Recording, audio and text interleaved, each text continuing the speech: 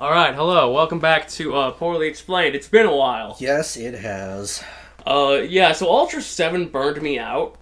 Burned me out, too. Which is kind of why I didn't go back to Ultraman, and then I don't know, I looked over at my DVD shelf, I'm like, I should probably watch some more Ultraman. Well, how many series did you buy? Initially? Yes. 6.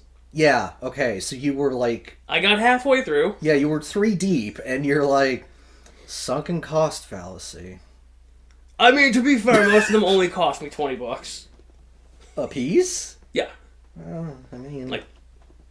they're not expensive, actually, which is weird. I mean, that actually is weird, considering how awfully priced Japanese... What's weird, though, is on Amazon, they're usually, 50% off, but that's all the time. Well, because no one's buying them. God, we gotta get that Jacob guy back. He keeps fucking buying these. Just keep the price down. But anyway, so... I watched... So, we haven't done this in a while, and I've been through 3 different series at this point. So... First up is Return of Ultraman. And let me tell you, this almost made me quit. I'm gonna go back to watching Ultraman. Oh, God. I think 10 episodes in, I'm like, yep. This is Ultraman. This is just Ultraman. He's not doing anything silly or anything. He's just... Here he is. That was the thing that really caught me off guard about, when we got to the Ultraman Poorly Explained. Because Ultra Q was just fucking Piguila launching the child into space with the Swamp Thing from the briefcase on a bullet train, the drivable turtle, and Balloonka. Good old Balloonka. That's not the sun. That's Balloonka. So fucking stupid. And I don't remember jack shit about Ultraman 1. I don't remember... the way you described it, and this was one that you described relatively fresh. As compared to, 7. Nothing stood out. Yeah, no. Ultraman played it safe. 7 also kind of played it safe. Return of Ultraman, I'll let you be the judge of it, but I think it played it way too safe. But here we go. So, in the previous ones, I kind of explained all the team members and whatnot. I'm not doing that anymore. They're all the same character. Okay. They're literally all the same person. They're all the best at everything. Mostly useless, though. Cool. So, Space Parasite Ultraman possesses the fresh corpse of a man who saved a puppy and idiot pigeons. Why were the pigeons idiots? Because there was a giant monster attack, and they're like, we're just gonna hang out in this cage. I see that you have opened the cage, but, there's no pressing danger or anything. We're just gonna hang out. Well, maybe they're like, well, the cage is safe, therefore they had to flip the cage over and dump the pigeons out. Oh my god!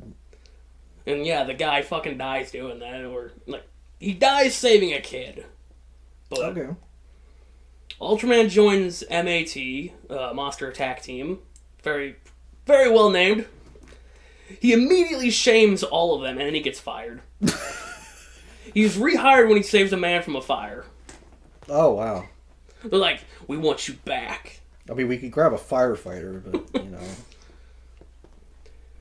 Nobody believes Ultraman when he sees a monster on when he sees a monster on the Mountain of Evil. So the captain goes there to investigate.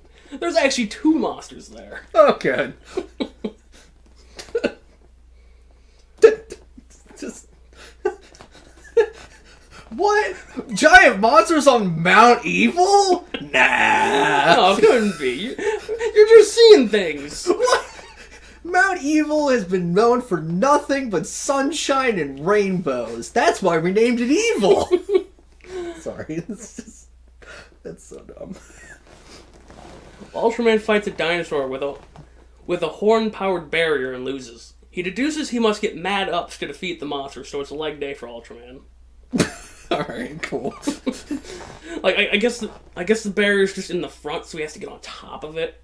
Okay, I would figure if it's projected from the horn, it would go in all directions, but whatever. Ultraman gets put under house arrest after having a beef with his coworker. Meanwhile, a monster wants to have a large omelet.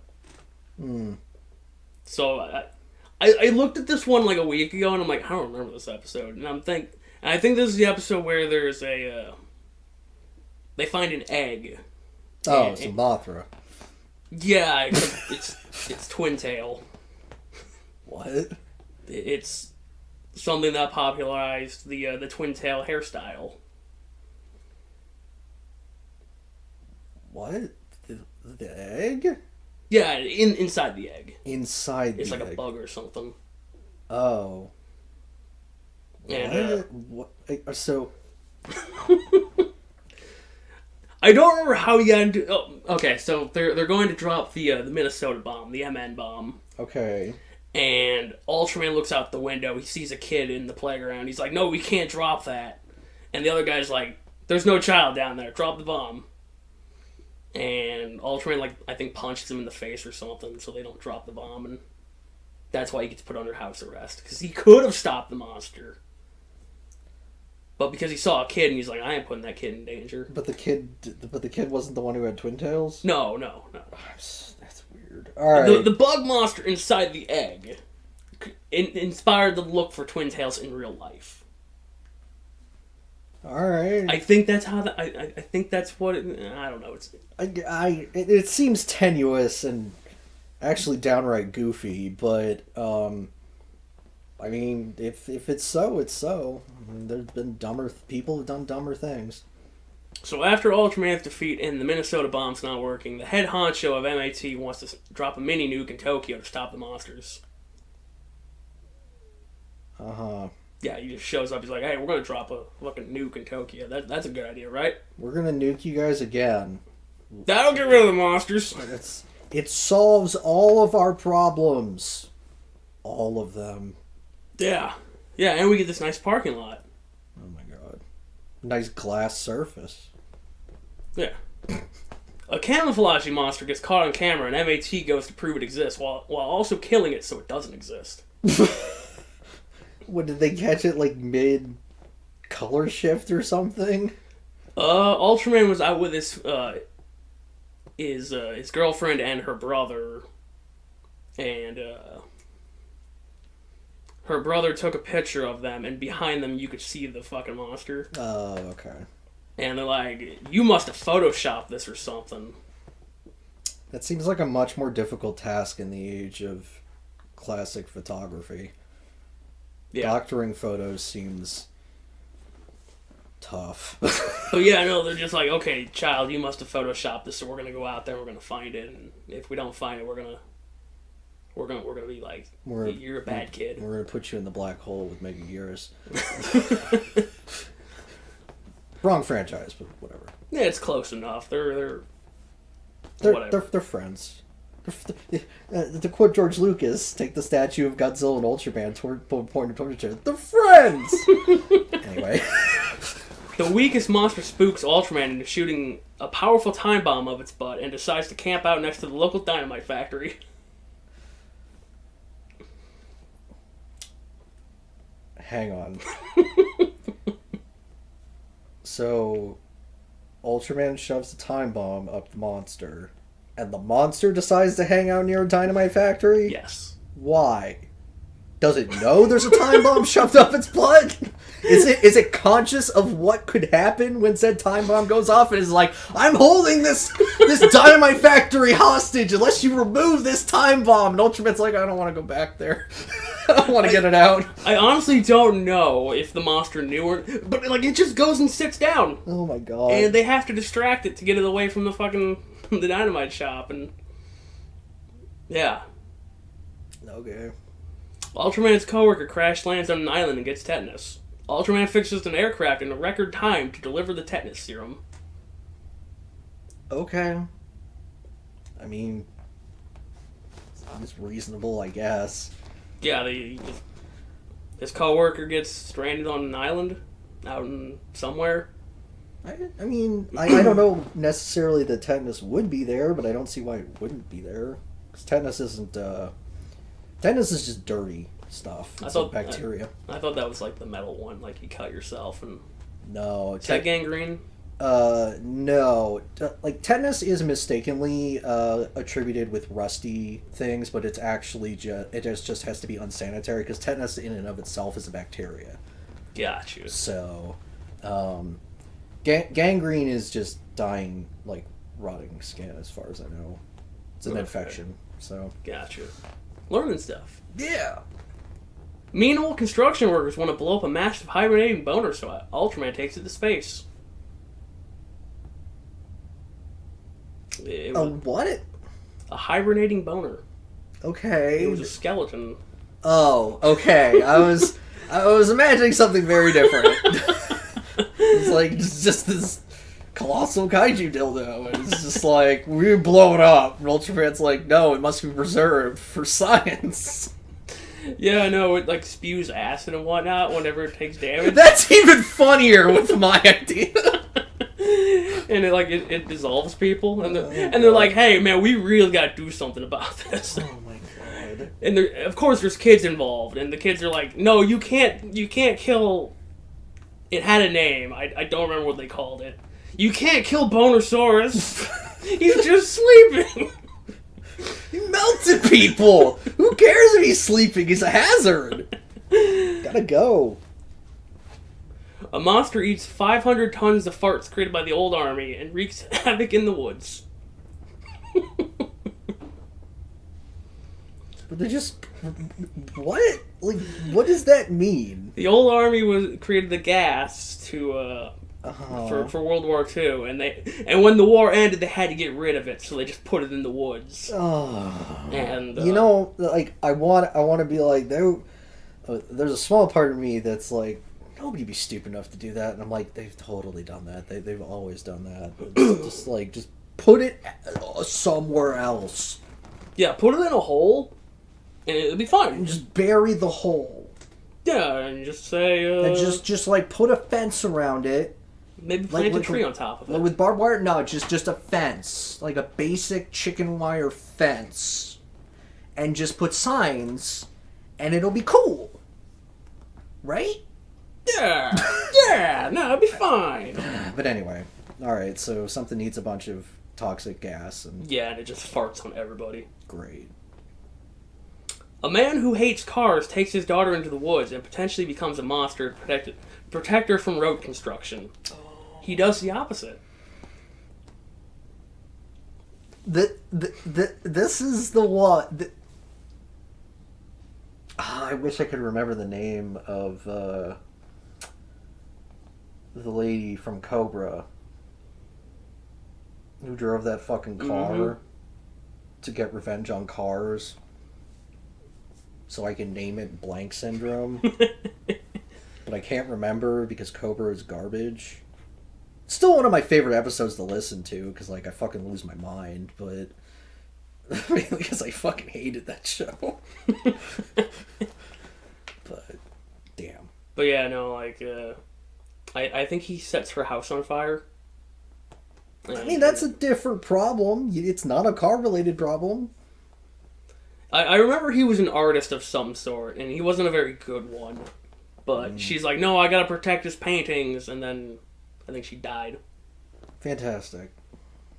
Happy endings all around. Yeah, and then they just went back to road construction. They got rid of the monster, and construction happened again. Bulldoze everything down, it's fine. A lovely sea monster named Siemens is harassed by the... It's fine. It's Japanese. It's not their fault. Is harassed by the locals, and her boyfriend retaliates by turning beachfront property into underwater property. How does she accomplish that? How does she sink beachfront property? Well, she doesn't. Her boyfriend shows up, causes a tsunami, and then floods everything. Who's the boyfriend in this scenario? Are Uh, these kaiju or are these yes. people? These are kaiju. Okay, that makes... Siemens and, I don't remember what the boyfriend's name was. It was like... Okay, I was under the impression we were talking about people, and I'm like, okay, what ridiculous device did this human being use to flood beachfront property? But now that I know that they're kaiju, that it's like, all right, they can...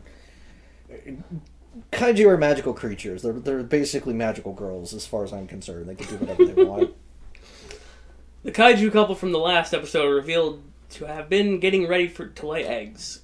Siemens' boyfriend comes ashore and celebrates by causing tornadoes. The MAT hit him with an anti-horny laser and they go away. You see, we took the anti-horny bat and turned its energy into a laser. And now we can smack people with the bat from a distance. You see it works on both levels because they use it to actually like get rid of his horn. Oh my god. The horn is where the horny energy comes from, don't you know? Don't cut off your dick. Anyway. An electric phantom turtle has a vendetta against trains and curses a child to limp. Upon death, the child is healed. I think it was like some sort of psychological thing he had, like... Okay. Because his dad was a train driver, and the turtle fucked up his dad. And, like, nobody believed him. They're like, your dad was drunk on the train. So was this the curse of turtles or whatever? The curse of 500 angry turtles or whatever? Or am I thinking of a different animal in a different situation? I think you're thinking of the fury of 6 million cows bursting. Oh, all right, never mind. I thought there was like a thing where it's like turtles don't want revenge, and now I'm crossing different wires. I mean, there was one in Taro where the turtles wanted vengeance. Right. Okay. Then that's a completely different thing. So okay. A volcanic bird brings gifts of sulfur that becomes poisonous gas when mixed with exhaust fumes. Also, the bird thwarts a murder by a jealous childhood friend. So the episode starts with. Okay. I thought. I crossed wires and I thought that like the childhood friend was the childhood friend of the bird. Oh no! But like I realized like no, this is a childhood friend possible murder thing between humans, but the monster appears and disrupts things. Like he shows up to a yacht and he sticks some like dynamite on it, like C4. Oh my god! And because the bird shows up, everybody gets off the yacht. Oh. So he doesn't get to do the murder. Anyway, this follows up with jealous childhood friend kidnaps his would-be assassination target and hides out in the volcano bird's summer home. He is somehow redeemed after killing 3 people, and then MAT burned down the monster's nest. Why was the firebird's nest susceptible to fire?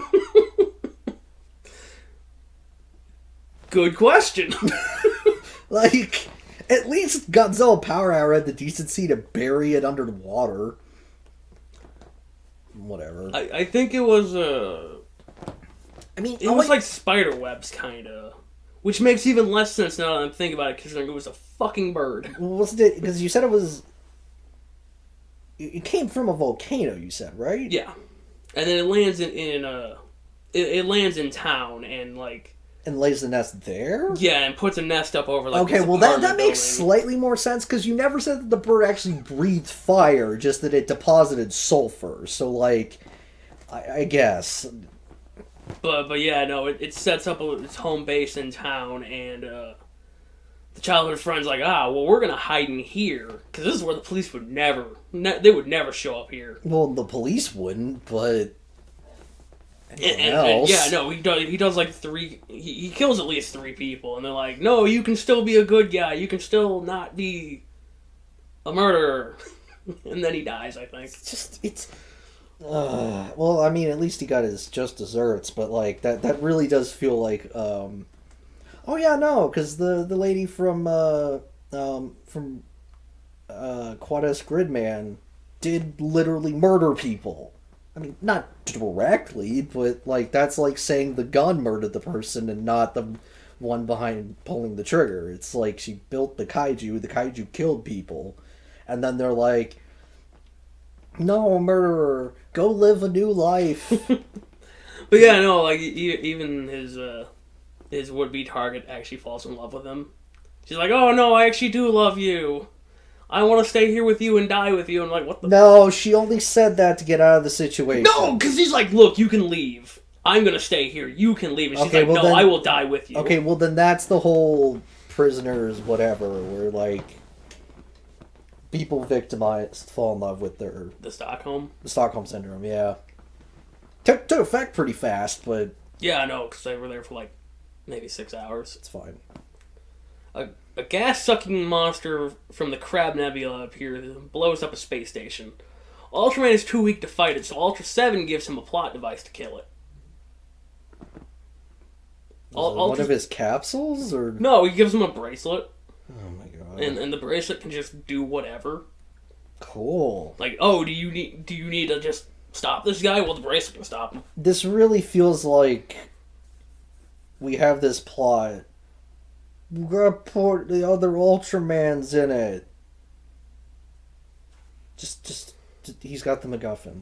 Yeah, no, that's basically it. Because like, I guess he needed a power up or whatever. It was really dumb. I mean, it's fitting for Ultra 7. To be fair though, that's the only way I can differentiate him from the original Ultraman. So I'm like, okay, you two look pretty much the same. One of you's wearing a bracelet, so I know you're Jack and you suck. Oh no, did you drop your glasses? Loser. A child gets a psychological illness, and the only cure is revenge on the monster that killed his rabbit. It feels like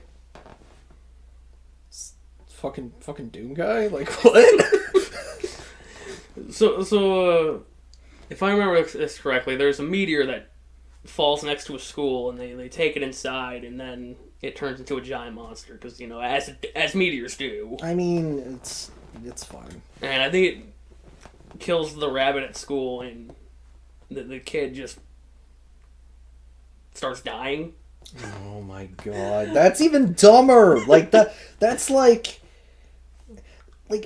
it would make more sense if it was like he's angry, but no, he's like, I'm dying. Well, he is angry, but he's also dying. They take him to the hospital, and that's so fucking dumb. Well, like, the doctor's like, we can't find anything wrong with him, but, like, he's fucking dying, so, like, Ultraman, please, kill the monster. Why would they even know that would work? Anyway. Because that's all the kid really wanted, was to see the monster die. Does it cure the kid? It does. That's Ultraman comes back, he's like, did you see it? I killed the monster! And the kid's like, oh boy! Yay! I magically am better now, because that's how psychological problems work. Anyway. A magnet monster wakes up because planes keep flying into it, and it's nigh unkillable on Earth. As even the plot device fails to work, it's taken to space and exploded.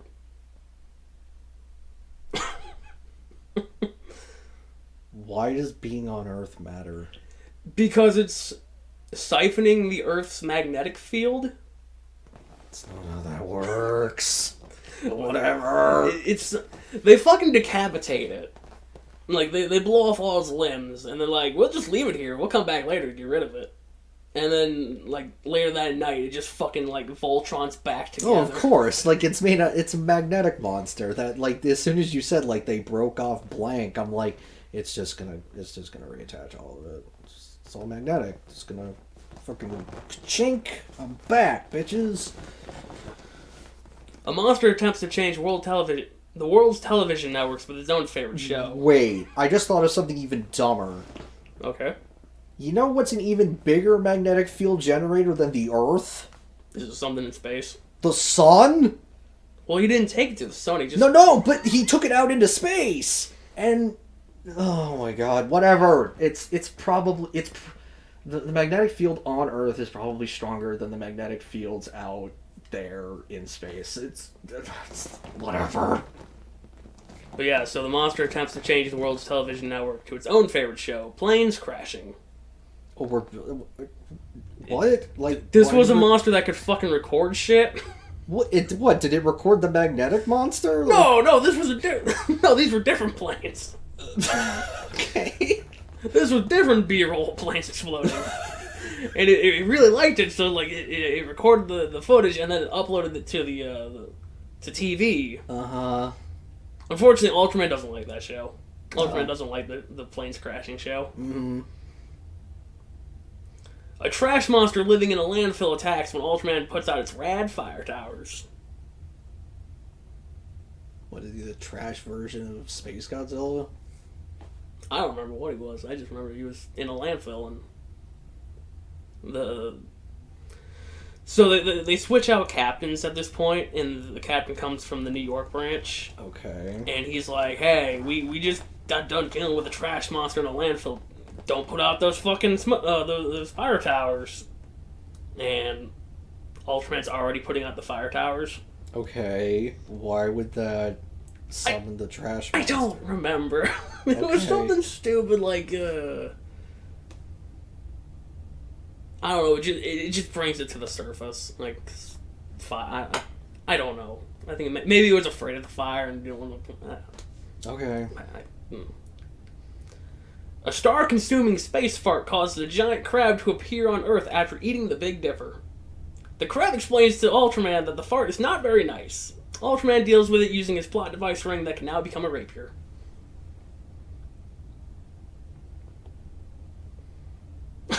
A lot to unpack there, I know. Well, the main problem is like, if you look at the Big Dipper, those stars are so fucking far away from each other. Yeah. Like, they're not just like dots like a few million miles away. They're individual. They're suns of their own, and some of those might be multiple. And they're really far away from each other. Like just because we see them together, we're like, that's the little bear, that's the big bear. It's like, that doesn't fucking matter. Oh, that's so fucking dumb.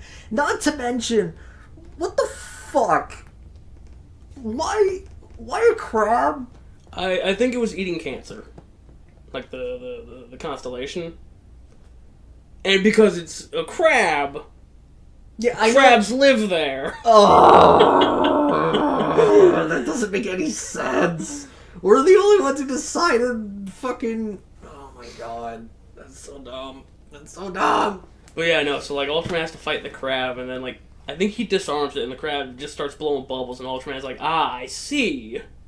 And then he goes to space. And then he gets swallowed up by the fart cloud, and he just fights it from the inside. I don't know, it was really dumb. It was a psychic, and she's like, look, the Big Dipper's gone, and then they look, and she's gone. like during an eclipse, she's like, yeah, no, the Big Dipper's gone. They turn to look at it and try to find it, and then they turn back, and she left. Another magical space hobo. After a space monster's public execution, a child takes a chunk of it and glues it to his wall. He gives it advice on how to not suck and eventually bursts out of the apartment complex. The child then betrays the monster and reveals it can't move if its horns are turned around.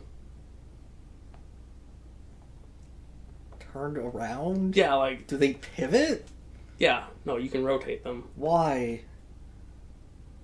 I don't fucking know. I don't know why the child gave it a weakness. Why did the child even design it? Like, he just glued a chunk of kaiju to the wall. Like, yeah, and he was like, yo, you fucking suck. You're too weak. Grow a shell. Grow some horns. Have anti-Ultraman lasers. Oh my god. And then it got bigger. Oh. And it grew inside the walls. I don't know. It was fucking stupid. Just the idea of like, I made this monster and I made it super cool, but don't worry, I pulled a Death Star and I gave it a fatal weakness. I mean, it was a good thing that he did, because I don't think the plot device worked on it. The plot convenience throughout this is painful. Aliens want their prehistoric meteor back, but unfortunately a village was built on top of it. Meanwhile, a local 10-year-old steals a gun to fight a monster that emerges from said meteor. Okay. Worst part is, they fucking catch this kid, and they're like, they don't take the gun back. They're like, look, we're gonna fuck up that monster together. What? They just, like, hand him a helmet, slap him on the back, and be like, you use that gun. No, handing him a helmet would be more responsible than what they did. They just fucking said, let's go. Oh my god. I was a loser when I was a child, and I thought I was pretty cool when I stood up to a bear. This is the same thing. You know, this fucking 50 meter tall fucking monster. Same thing. Same thing as a bear. Mm-hmm. A space beetle rolls into town and starts committing the murders. It's captured and enlarged by MAT to give Ultraman the opportunity to fight it.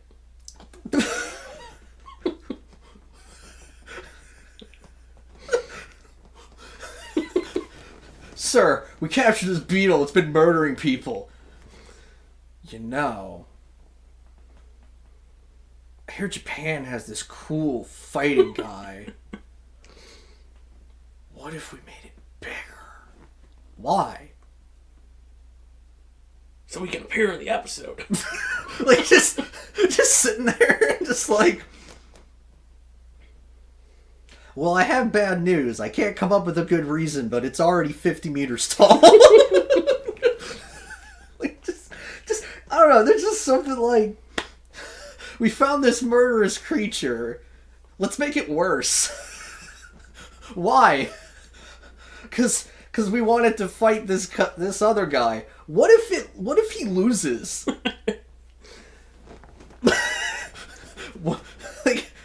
What if he can't solve the problem we literally created? But he's got the plot device. He's got the plot convenience. Yeah, but like they literally made it to fight him. So like the assumption would be that they expected it to win. Well, they didn't actually make it to fight him. They were trying to execute it with lasers, and it eats lasers. Oh, alright. That's a little... I mean, that's still kind of dumb. Like, why wouldn't you just, like... Hit it with a hammer and smash it? I don't fucking know. Hit it with a hammer, spray it with bug spray. Like, there's so many cheaper options. Oh, my God. No, I just find the concept funny. It's just... There's just that... It's that equivalent of, like... Find killer beetle enlarged with lasers, question mark, profit. What do we get out of this? I don't know. I mean, we get this sick-ass beetle. It's the American monster. Anyway. Final Wars Gigan is recreated using 70s technology. Meanwhile, a kickboxer wants to learn the Ultra Kick so he can win a match and propose to Ultraman's girlfriend. What? Okay. Isn't Ultraman literally inhabiting the body of a dead man? Yes. So a dead man with a girlfriend. So, but is the dead man alive again, or is he just Ultraman? Yes. Is the personality of the man who died intact, and also he is Ultraman? Yes. Okay, so he's reanimated and just happens to have the Ultraman parasite, not like it's literally the Ultraman parasite, and he's like, well no, it's he's not a meat puppet. It's not the fucking Omicron situation where you steal the man's body and go and bang his girlfriend. No, it's not quite that. Okay. Fucking Omicron. God damn it. But yeah, no, the kickboxer man sees Ultraman do the Ultra Kick, which is just like a front flip and then a kick. Cool. And he's like, that's the perfect move to help me win a boxing match. Okay, wait. Does he do the front... Is it two separate parts where he does the front flip for no reason and then kicks? Or is it in the process of doing said front flip, a kick is performed? I think it's that, yeah, the second one. Okay, as long as it's that. Because if he just does a front flip and then goes, ha! But yeah, no, so it's a whole fucking montage of him trying to train this kickboxer how to do this. And he's like, yeah, I'm going to go propose to this girl if I win. Unknowingly, not knowing that girl is Ultraman's girlfriend. Okay, but like, why would that, like... what, is she obligated to say yes because he asked? Like, why I think he just wants to impress her. Well, no, that's fine, but, like, it seems like... Okay, you haven't actually stated that this is even a source of conflict, but I would imagine that it is, and it's like, well, maybe this should be prevented. But on a certain level, to me, this is like a no-brainer. It's like, she's already seeing someone. Why would she say yes to this random guy? Kickboxer Man doesn't know that. That's fine. I'm just asking, like... He just knows does that it even matter? Like, does this plot point even...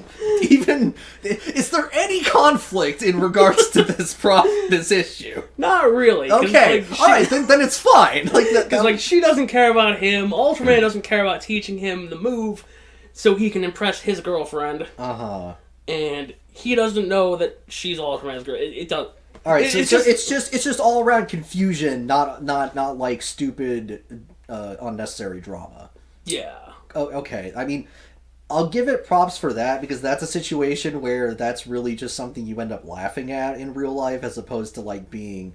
I just hate when certain dramas are like, oh, but you can't let him propose because he might take your girl, and it's like, the girl can just say no. Like, this isn't a... Like, no one gives a shit. But anyway, I'm creating a problem that they clearly didn't even pretend was a problem. They were just like, oh, it's dramatic irony, he doesn't know. Yeah, the best part is he learns the Ultra Kick and then he doesn't use it. Fantastic. And then he loses the fight. Awesome. And Ultraman shows up, he's like, why didn't you use the kick? He's like, I was too busy admiring his moves. The other guys? Yeah, the other guys. Because Ultraman also used that line when he was teaching the guy how to do the kick. He's like, I was too busy admiring your moves to do the kick. And... okay. I'm talking about this episode way too much for this episode meaning nothing. I mean, that's the thing, is like, it seems like it would be like this big dramatic thing, which was why I launched into like a half rant about it, and then you're like, no, they acted like reasonable human beings, and I'm like, okay, I'm glad they did, because they could, it was early enough in general culture that, like, it would have been a problem if having crappier morals, but apparently I underestimated them. So, cool. A jellyfish-like creature trolls the Weather Channel by spawning and despawning typhoons.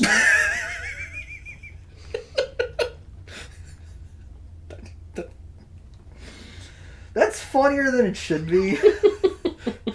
Just to me, just the idea. You see, I've invented the stealth typhoon. Fucking stupid. A space hermit crab steals a space station and wears a shell, and Ultraman tries to open a box. I don't remember any of that. Okay, alright. I just remember he picks up a box from, like, his girlfriend's brother, who's been trying to open this box, and... Uh-huh. And then he takes it to space for some reason. It gets lost in the space station. Okay. Yeah. Alright. It's probably some logical reason. A mutated water buffalo attempts to protect the bones of its kin by spraying trespassers with its milk of extreme death.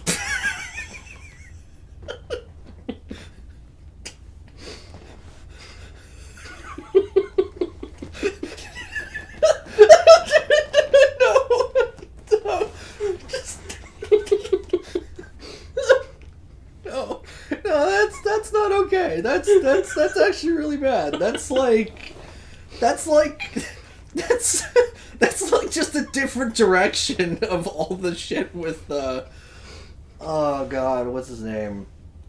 The Smog Monster. Hedora? Yeah, that's just the Hedora shit show, but replace the diarrhea with a certain white liquid. Yeah, milk. That's what it was. Was it released in black and white, or was it in color now? It's in color. Damn it. Ultraman's always been in color. Oh, it's always been in color? Okay, it was just Ultra Q that was black and white. Yeah. Okay.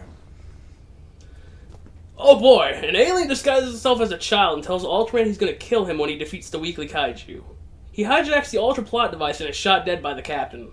Jesus! And then I've got a nice little quote. Were you trying to force him to admit he was an alien? I wasn't trying to force him to do anything. I was trying to kill him. Ultraman, in response to being questioned why he was strangling a child.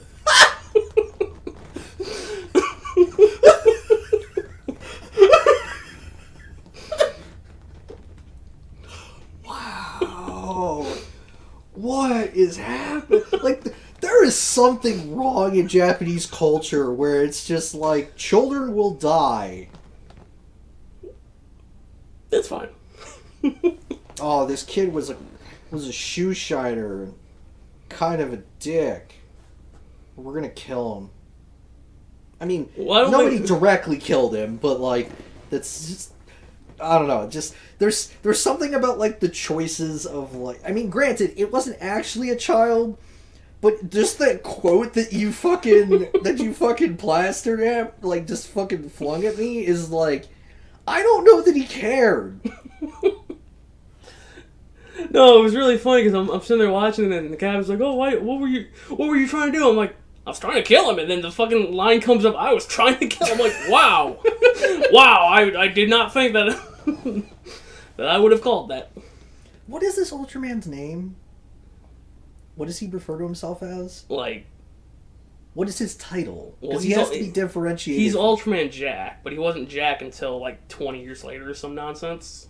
Until Zoffy got his own movie. They just called him New Ultraman. But are the Ultraman universes even connected? They weren't until this. But okay, I'll wait until they all start showing up, and then I'll start asking more questions. Because between Ultraman and Ultra 7, they weren't supposed to be connected. This was supposed to be a continuation of the first Ultraman. Okay. And then they decided to kind of just go off in a different direction. After the construction of a tunnel, a monster with explosive farts is awakened and causes earthquakes. Ultraman uses a child as a battery ramp to escape a cave-in. I see that Ultraman's child bloodlust has not been sated yet. What the fuck? Does he, like, literally, like, pick up the child and, like, throw it at a rock wall? Like, what the fuck? No, he picks up the child and then he runs through, like, this really tight-ass cave. Uh-huh. And, like, he was having issues getting in it originally. Uh-huh. So I'm just assuming he used the child to, like, bash the rocks out of the way as he ran? Yeah. Oh, my God. Alright, so it's just a failure of, continuity, not, like... That's... He was running really fast, though. It was great. Oh, God. A street urchin is harassed by the locals because they believe he's an alien. He's actually just some kid who's helping an alien dig up his spaceship so they can leave. I mean, close enough. Strangle him, Ultraman. I think this is the episode where just a random dog blows up. What? Yeah, so like some of the locals, they bring their dog in uh-huh. to harass this kid. It leaves the building and then like it fucking one frames to an explosion. What, did the aliens do it? Yeah. Nice. They're just like... Man, Japanese culture is so fucking different. Because, like, in American culture, like, that's... Killing animals and, like, hurting children is not okay. But, like, suddenly we're an Ultraman. Like, we strangled a child, we blew up a dog. And I'm just like, wow. Wild, man. Local mad scientist crossbreeds a lizard and a plant and injects God rays into its egg. Protobiolante is made and promptly turned into salad after eating the scientist.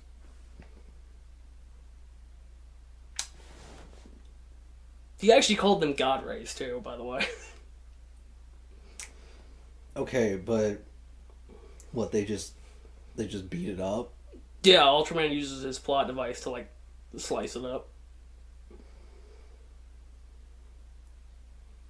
Reggie Ice hungers for lighthouses and boats, so they take it to a baseball game and freeze it. Ultraman gets inside and heats it up so it flows like glass. Oh. It was really hungry for lighthouses. It just showed up, ate a lighthouse, and then left. Taking this. I think the lighthouse guy was like, "What are you gonna do about my lighthouse? Why are you just standing there, just not doing anything?" A space bat steals the corpse of a young woman and pretends to be a vampire in order to cause humans to go extinct. That's a stretch, but okay. Little Q was like, "Yeah, no. If I just kill ladies with this, if I just kill women, eventually humans will go extinct." I mean, he's not wrong, but like, I think he got 17 murder cases before they stopped him. Yeah, he didn't. I was gonna say that's a lot. Like he put a dent in the population. You've got like, I would assume back then there was probably around 4 or 5 billion people. Like you got a good 2 billion humans to go through as one person, like the one entity. That's. I feel like you would have an easier time blowing up the planet. Yeah, or just being the giant space bat that you are, and like going on a rampage. Yeah, but then you attract, I don't know. You attract the local news when 17 vampire incidents have happened in the last month. Okay, but why would they know they're vampire incidents? Are the people drained of blood? Yes. Oh. Yeah, that's a big red flag, actually. That's, kind of hard to cover that one up. Wow, all of these women have bite marks on their necks and are completely... They're fucking raisins. I wonder if they're connected. Yeah, no, he probably would have killed way more people as a giant bat. Even if it had immediately attracted Ultraman's attention, he probably would have killed more people. Yeah, just land on a building, and I'm sure there's more than 70 people in that building. I would hope so. A group of alien scientists use B-roll monsters to learn Ultraman's weaknesses, and then kill his girlfriend in order to defeat and capture him. Wow, I did not expect her to get got. Yeah, neither did I. They just sort of did that. I'm like, she's gonna be okay, right? Next thing they're like, nope, they killed her. I'm like, oh, that's bad. Ultraman is saved by the previous Ultraman, while Matt continues to show its incompetence by getting mind controlled. Ultraman destroys the invading fleet and saves the day because he got a power boost via friendship. Is this the last episode? No, there's still 12 more to go. Oh my god. An alien pretends to be the abominable snowman for 240 years so it can freeze Tokyo prior to its friends arriving. That is a long game. Holy crap. Also, the abominable snowman is not in Japan. Whatever. Look, he shows up every 12 years to kill somebody and then leaves. Every 12 years for 240 years. It's a long con, I know. That's not even a long con. Human beings replace that. Easy. Aliens from Saturn pretend to be mountain cabin caretakers so they can abduct 1,000 young couples to solve labor issues on Saturn. Ultraman gets decapitated. He gets better. Why? How? Is it the parasite? I mean, okay, the parasite brought him back from the dead, so, I guess, but I don't know how he died. How he originally died? Yeah. He got crushed. Okay, you know what? But he was still fine because they took him to the hospital later, and it was pretty immaculate. Well, okay, I could chalk that up somewhat to the parasite just being regen, go! But being decapitated? Yeah, That feels like a bit of a stretch, but at the same time, it's I feel like more damage would have been done in being crushed. Because what most likely happened was that he was crushed, and then, I'm going to make some assumptions, and then the parasite got to him, and the parasite probably did a bunch of repairs, and that's when they found his body, and it's wow, he's in pretty good shape, considering he got a whole fucking building fall on him. And they bring him in, and it's he made a recovery! Why? Whatever. I'm not actually sure how it went, because I remember they pronounced him dead. The doctors actually go, yeah, no, he's fucking dead. He ain't in the... Okay, but when did the parasite get to him? Was it before or after? I think it was after. I think it was. That's really weird. Then that they just I mean, I guess it would be hard to It would be pretty hard on a makeup department to be make this guy look like he was crushed by a building. So, I guess just blunt force trauma. He was beaten with the equivalent of the building was the equivalent of soap bars and socks.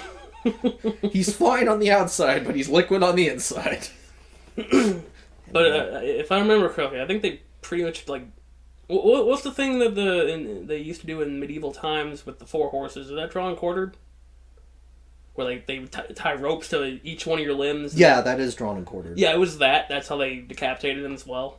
It was essentially that. Like they pulled off his arms and legs too. Like they really fucked him up, and he just kind of walked it off. Hey. Like I think his head did a little flip in midair and then came back, landed, and he was fine. That's really dumb. Okay. An alien possesses a construction site to lure Matt into a trap. The building becomes a giant robot, so Ultraman puts it in a full Nelson so that Matt can escape. Who is Matt? MAT. Monster Attack Team. Oh, right. Okay. It's the awful acronym for this show. I kept hearing Matt, and I'm like, is that one of the Ultramen? Like, I don't know. Yeah, you know Ultraman Matt from fucking the Hanna-Barbera thing? It wasn't Matt, it was like Frank. I don't. Well, regardless. He took over an entire construction site? Yes. Like the building itself. So we're effectively talking like the equivalent of the Wonderful 101 super robot. It's made out of buildings. Do you remember that? No. No, it's just a really big fucking building, and the only way they escape is because they had to replace a wall because it wasn't made of plaster or whatever. Mm-hmm. And so the morning of it becoming a monster, they'd replace that one wall, and they were able to escape through it. Oh, right, because they were trapped inside. That's... Alright. It's dumb, but... Wait, but wouldn't it... Never mind. There's not going to be logic to this. It's fine. A monster appears on top of Mount Fuji and causes chaos by bending light and electric waves. What does that accomplish? It makes people not drive straight. So they crash into each other. I think it's really dumb. Okay. It was a really dumb episode, actually. I thought it'd be a lot more funny. Like I thought there'd be funnier moments in it. There wasn't. That's actually sad, because, like, just the idea of, like, everyone crashing, like, you could do some funny shit with that. Considering they blew up a dog. I mean, they didn't actually blow up a dog, but, like... it does, with the electric waves and whatnot, it fucks up one of the guys' targeting computers. Uh-huh. So he just flies around shooting at his friends on the ground. And they're like, hey, can you stop shooting us? He's like, no, I gotta keep shooting.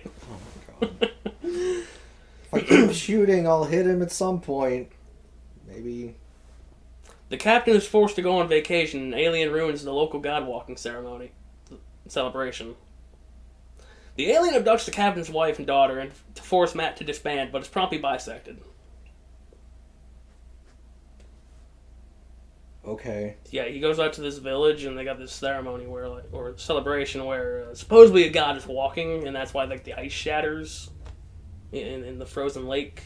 Okay. And that's her big thing, and then he ruins that. The monster does? Yeah, because he summons a big version of a statue. And they're like, oh no, the god is angry because we've turned this into, like, capitalism.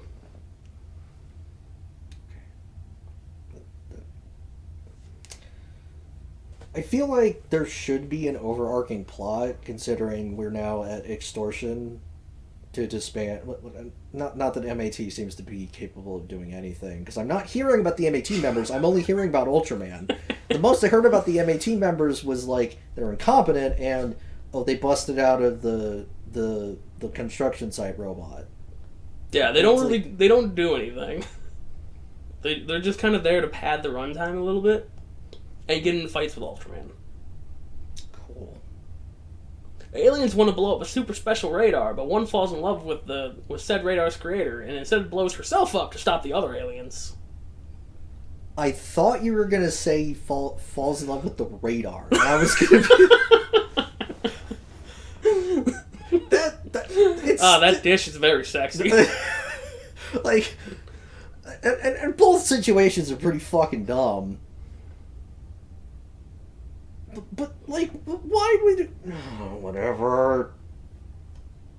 An alien enlists a wee tot to assassinate Ultraman with time bombs.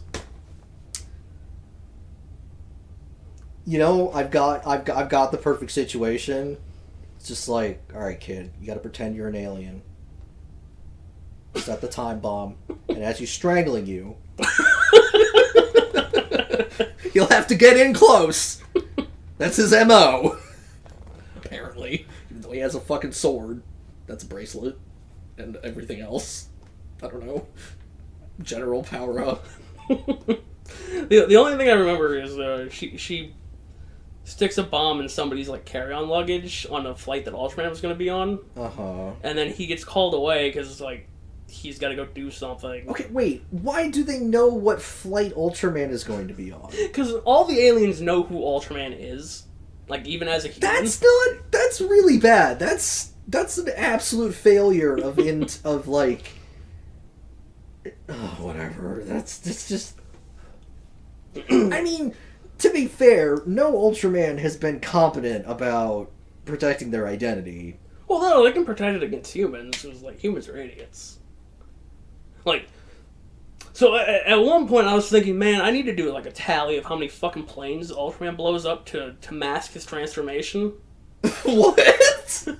That's how it usually goes. He's usually flying a plane as his human form. Uh-huh. And then he crashes it so he can turn into Ultraman and no one will know.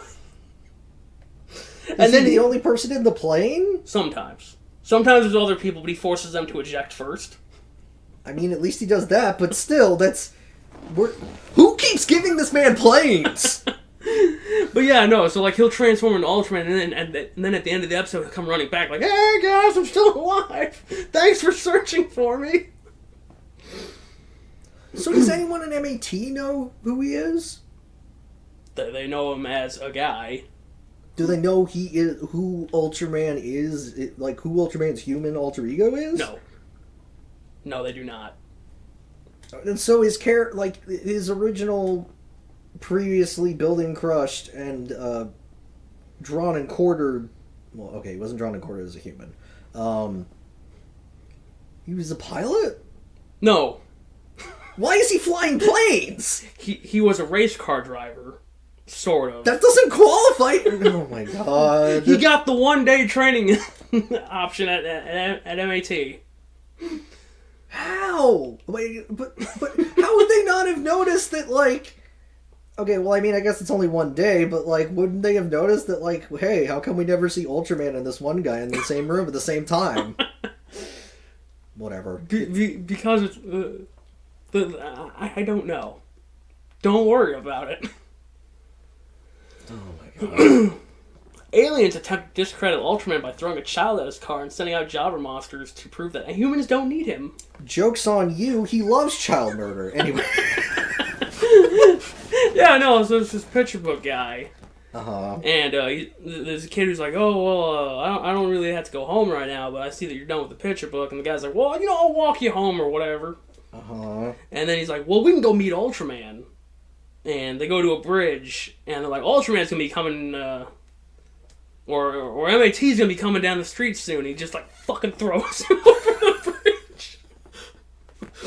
Does the child get hit by a car? Yeah, the child gets hit by, the child hits the, Ultraman's car.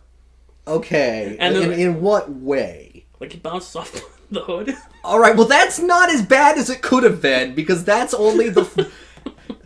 Not that any child endangerment is okay, but at least he wasn't hit by the car going forward. He just he hit with the force of falling from off the bridge. So the guy kind of failed in that regard. So yeah, like the captain's like, look, we need to investigate to make sure that this wasn't your fault, but you're getting some time off. That is fair. I will give them that. That is actually reasonable. And then the monster's like, well, you need to go finish the job. The child could derail this entire plan. Well, the child's still alive. Yeah. Well, okay. He's in the hospital. I would hope so. And so he turns into a giant monster to go fuck up the hospital. And while his...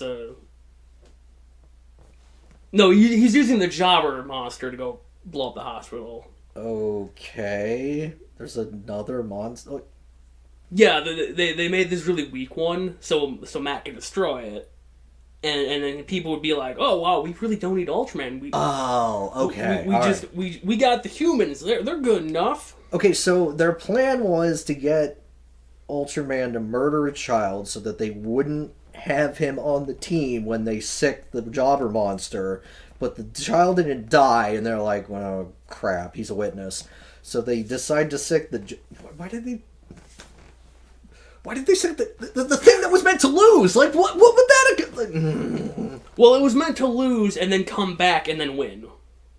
Oh, so it was gonna sell. Yeah. And then, okay. But that doesn't work. Now that I'm thinking about it, I think the picture book guy, I think he gets a sniper rifle and he's going to snipe the child or something like that. I feel like that would be more effective. So Ultraman comes running back. He's like, "We just found out he's a monster or he's an alien," and then everybody else is like, "Oh, okay, that makes sense. Go ahead, kill him." I was imagining that as in he bursts into the child's room. He's an alien! Wait, Ultraman, no!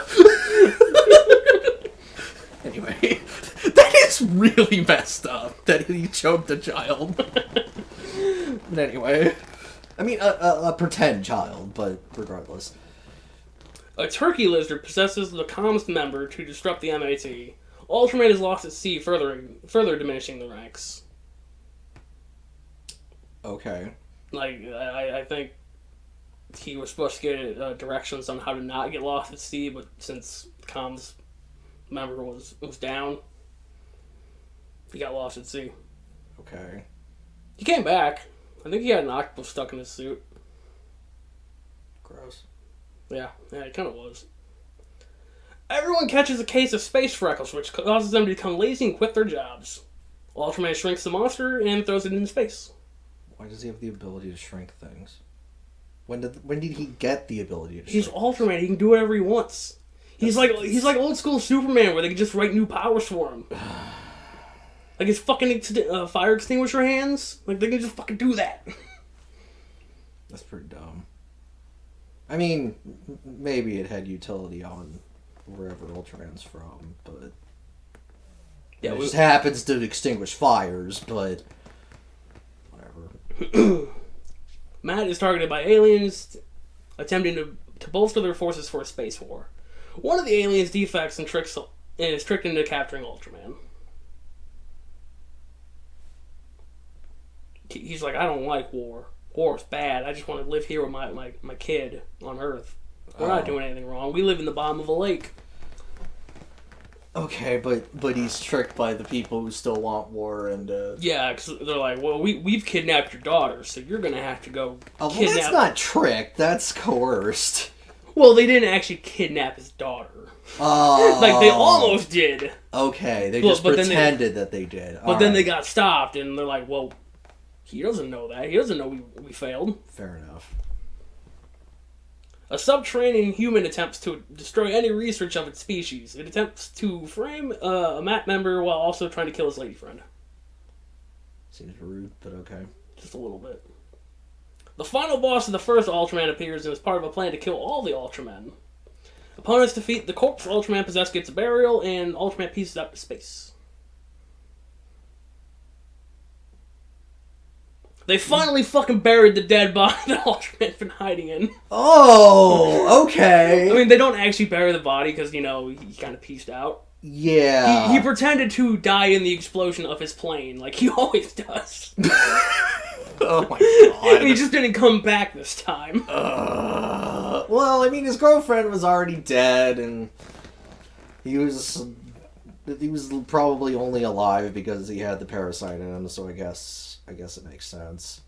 But so how the flying fuck is this actually connected to the other Ultraman? I mean, aside from Ultraman and Ultra 7 showing up to bail him out that one time, it's not. Because I thought it's not clever, but like the idea would be that they're actually separate universes and they're just coming in a similar way to in a similar nebulous way to how the two characters that were from Quad S Gridman showed up in Dynazenon. where it's not really well explained, but you kind of get the gist that like they're from a different dimension, effectively. I think they just wanted to get some ratings, so that's why they brought back both Ultraman and Seven. And then they were like, wow, the episodes, the crossover episodes, those did really well. What if we retcon it a little bit in the next series? What do you mean the crossover episodes? Are you talking the crossover episodes in 7? No, the crossover episodes in Return of Ultraman. Like the 2 episodes where 7 shows up and where Ultraman shows up, and okay, they do the whole little fanfare thing of them in their human form shaking hands like, hey, it's good to see you again. How's it going? I mean, they're probably all from the same species, so like I get that. Well, I mean, they're using their human forms. That's even weirder. But I mean, they have the parasite in them. Well, 7 doesn't. 7 has a fake human form. So 7 is... 7 is his human. Okay. 7 is... But Ultraman and New Ultraman are space parasites, yes. They're that's... And then Zoffy is a completely different case, where Zoffy just doesn't have a human form. Okay. But Zoffy doesn't appear in this, so we don't need to talk about him. Cool. But yeah, no, so... That was a lot longer than I was anticipating. I mean, I had a lot to say, and there were certain things that needed to kind of be broken down, but... I mean, there were some funny episodes, in only the sense that the condensed concept of them was absurd. But, I mean, the way you describe it, it's like... It's not fun to watch. No, this one was definitely, I was thinking like, man, it's just the same episode, it's just Ultraman, he shows up, he kills the guy, and then he leaves, and that's the end. There's nothing like, I mean, there's nothing outrageous about this. I mean, they killed his girlfriend. Yeah. And then just nothing else, I guess. Like, nothing of any consequence seems to have come of that, other than they probably needed to get rid of her so that he could die and go into space. Yeah, but they kept her brother. Like, her brother was still in the show after that. Well, yeah, but he's not going to marry your brother just because she died. So, like, Yeah, but he was basically acting as his new older brother. Because his other brother died, too. So he had a brother? Yeah, he had an older brother and sister. The older brother was Ultraman's boss at his old job. I know I didn't bring him up at all, but he doesn't do anything. Okay. He's just there to give Ultraman some, like, story that isn't involved with the Defense Force. Okay. That's what it says in the book. They're like, yeah, this is the first Ultraman to have, like, friends. Friends who aren't part of the Ultra Guard.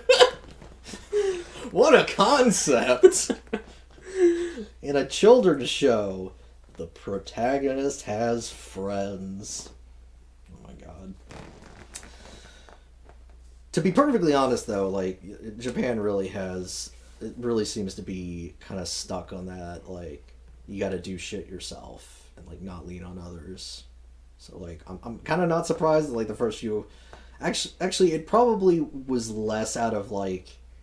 Because Japan's not, like, anti-friend. It's just, it seems to be very... Despite being, like, the nail that sticks up gets hammered down kind of mentality, it's very, like, individually... What little I know of Japanese culture feels like every individual would seem very isolated. Because people seem to... Like, there's the thing about, like, I'll cheer you on from the sidelines. It's like, how about you get on the field? Nah. Like, why do you feel a moral responsibility to, like, not directly help me? But whatever. That's not all that important. Not that I'm saying I don't want people to, like, forcibly involve themselves in my life, but, like, I don't know, it just feels nicer when someone's like, you know, at least broaches the topic of, like, do you want some help, rather than being like, I'm literally going to stand aside and watch you try and accomplish something. I'll say nice things, but that will be the most I contribute. But, yeah, that's the plot of one of the Taro episodes. But I feel like the real reason was just like probably budget. It's like you could only have so many characters, so many actors before you're spending tons of money on all these people that you got to hire more writers to like flesh them out at least a little bit so that you understand how their characters work and how they interact with everybody. I think it was just like a limited scope of like, man, we already got to make these fucking suits, make these stupid sweaty idiots wrestle each other. Like, who cares about their personal lives? Which is funny because this one, the guy actually fucking died. So it's like he has the least reason to be sociable. But, you know. Yeah, and then they burned his car. Who did? His girlfriend's family. Why? Because they thought he was dead, and they're like, well... What? That's... Yeah, okay, so the big B plot that doesn't amount to anything is that they spent all this time building a race car. Okay. And he was going to drive it and whatever. And then he died. Uh-huh. And they're like, well, the older brother's like, well, my leg's fucked up, so I can't drive it. And we'll just burn it with all his mementos and whatnot. Alright, it's a little bit... Alright, it's weird, but, like, it's supposed to be symbolic. Alright. And then he comes back, 6 hours later. Oh, my God. Finds the car burned, and he's like, well, can we make a new one? And he's like, no, because it took us, 5 years to make this car. In 5 years, you're going to be 30. You're going to be too old to be driving cars. Anyway, I've talked to my friend. He's on the Earth Defense team. He would like you to join because you were pretty cool saving those idiot birds. Anyway, you're fired. Don't come back. Next episode. Yeah, I'd like to... come on, let's build the car. No. Go find new friends. I just thought of something really dark. You said that, the main... he actually rescued a child. Mm-hmm. I now love the idea that, Ultraman secretly knows that rescuing that child led to his death, and that's why. All children will pay. Oh, you're telling me this children's an alien? Good. No one can make me wrong for strangling him. But anyway, and then bashing the kid's head against cave walls. And, it's all good. It's all good fun. And just the kid bouncing off the hood of his car was just a bonus. Ultraman didn't even get to do that one. Well, yeah, no, but he's just he just gets to be like, oh wow, I accidentally freakishly injured a child. Good day. What do you mean I can't work? What do you mean I'm being put under house arrest again? Okay. Anyway, okay. I'm realizing this is we're KFCing this a little bit. We're the bird protecting his lady ifying this show a little bit, but it is kind of funny. Yeah, no, this doesn't seem like there were just so many episodes where I want to ask questions, but at the same time it's I'm not that invested in the answers because it's the answer just always seems to be aliens. Well, it's the bracelet solved it. Yeah, no, that's pretty much how most of the things went down after he got that. It's just, yeah, by the way, bracelet. It can turn into a lot of things. I think it turns into a shield at one point. Maybe that was in Taro. I don't remember. Because Taro also got a plot device. Cool. Anyway, that was a Return of Ultraman. It was probably my least favorite of all the Ultraman I've seen. That's sad. 7 exists. Yeah, at least 7... I don't know. I mean, 7 was you could point and be wow, this protagonist is fucking stupid. Yeah. And this one has the haha, this man has a vendetta against children, but I mean, I would imagine it's like there's so many hours between those disparate points that I'm like connecting and making jokes about that I feel like it wouldn't come through in a watch. Like, you would see him strangling the child, and then it would be like 4 hours later before anything else that you could possibly connect to that could be made into a continuous joke, and by that point, you're not making the joke anymore. It's just a one-off, like, shock thing, and then... whatever. So... yeah. Yeah. I mean, I had a better time talking about this than 7. That's good. Like, there were slightly dumber things happening, but to be honest, I was kind of hoping to, like, blaze through this, because I know that the next 2 are fucking incredible. So, and sadly, that is not what happened. Yeah, no, this one took... like, I think Ultra 7 took, like, 30 minutes to explain this one. You're sitting at... Well, to be fair, Ultra 7 was like, I forgot everything. I'm going to read the script. Which, I understand... and it's fine, and I'm not... Well, Ultra 7 had a really simple plot. It's just, hey, an alien's invading now. Please go stop it. Yeah, but, like, it didn't help that, like, you literally told me, you're like, I can't explain anything to you. If you have questions, I'm sorry. Whereas this one, like, I mean, there were times where I'm, like, trying to ask questions, and, like, there's just no information to be had, but, like... I mean, yeah, no. I don't know what point I'm trying to make. I'm just blabbing now. I need to be stopped. Okay, well, we'll see you guys next time for the ace of the Showa era.